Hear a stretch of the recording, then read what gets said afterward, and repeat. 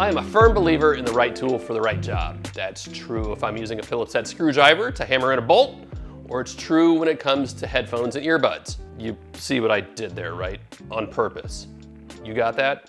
All right, just checking. Now maybe I'm old, or maybe it's because I live in Florida and it's been about 450 degrees here all summer, but I can't understand how people wear over-the-ear headphones to the gym, or when they're even worse, outside exercising. It's just too hot. By the same token, it really drives me nuts when I see cyclists or runners wearing something in their ear that I know is at least killing the ambient noise passively, if not using active noise cancellation to drown everything out. That's not safe. You need to be able to hear the traffic. You need to be able to hear people honking. You need to be able to hear people saying, "Hey Phil, you look great on that bike," because I do.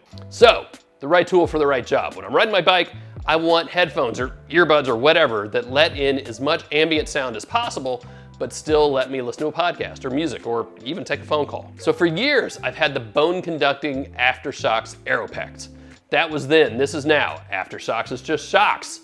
And now we have the new OpenFit earbud headphone things. More on that in a second. First, I'm Phil Nickinson. This is Digital Trends. Go subscribe to the channel, hit the notification bell. You know to do all that stuff, right? Yeah, you do.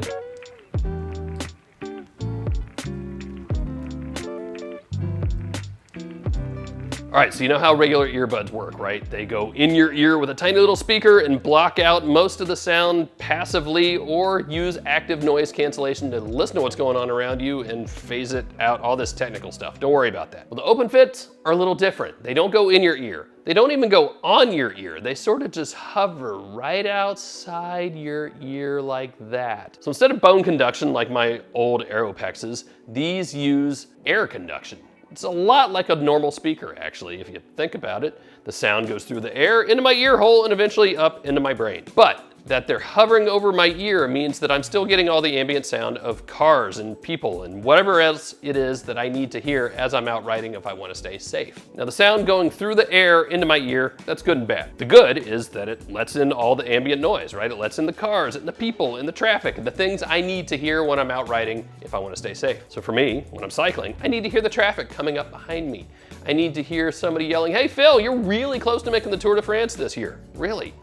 That close. So I don't want noise cancellation in that case. I don't want anything in my ear blocking out all the ambient sound. So as the name implies, the OpenFit fit that bill perfectly. Each one fits over your ear, but it doesn't actually put anything in your ear. It just puts a tiny little bit of pressure, maybe right around here. Kind of depends on the shape of your head, maybe. But basically, it doesn't feel like I'm wearing anything. Super comfy. They're light, they stay in place, and this is the really important part, they fit just fine under my bike helmet. So the OpenFit also sound a lot better than my old Aeropex. And with those, I never even tried to listen to music. It was horrible. There was no bass, it just not good. That actually gets back to the worst part, I guess, if you want to call it that, about the OpenFit. And I'm not even gonna say it's worse. I'm not even gonna say it's bad. It's just the way it is. These are not meant to sound as good as AirPods or any almost other headphone that you might stick over your ear, okay? It's different. Again, right tool for the right job. It's really all about expectations here. Now the OpenFits sound better than the Aeropex, full stop. There's actually a little bit of bass in here. Now, not a lot, but some. Music is tolerable if that's the sort of thing you want to ride to. And podcasts actually sound that much better because there is a little bit of bass. And look, overall, the sound is not what I would call great, okay? Think Honda Civic, not BMW. And by the way, I've owned both of those. I'll let you guess which one I have right now. But honestly, all that's secondary for me. I don't use the OpenFit when I want something to sound great.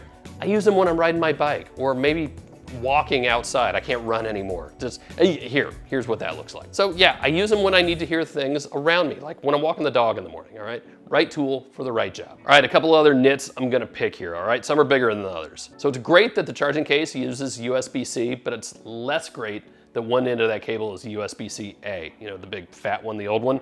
It's 2023. They should both be USB-C. You want a good thing? Okay, it's super easy to take these things in and out of the case. I love the little magnetic snap that works exactly the way it should, and it's almost impossible to try to put one in the wrong side. That's great. Speaking of putting them in the case, because that's how you're gonna charge them, they say you get 28 hours of playback with the volume at 50%. That's way more than I'm ever gonna need wearing these, so cool. I haven't even thought about battery life. Also good, or good enough anyway. Double tap to play pause, single tap to go forward. The bad, well, that's all you get. You can customize which side does what if you want. Fine, I don't care, that's a small thing.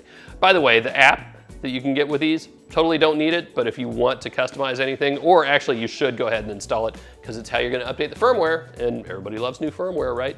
The app is super easy and clean and nice to use. Again, good job.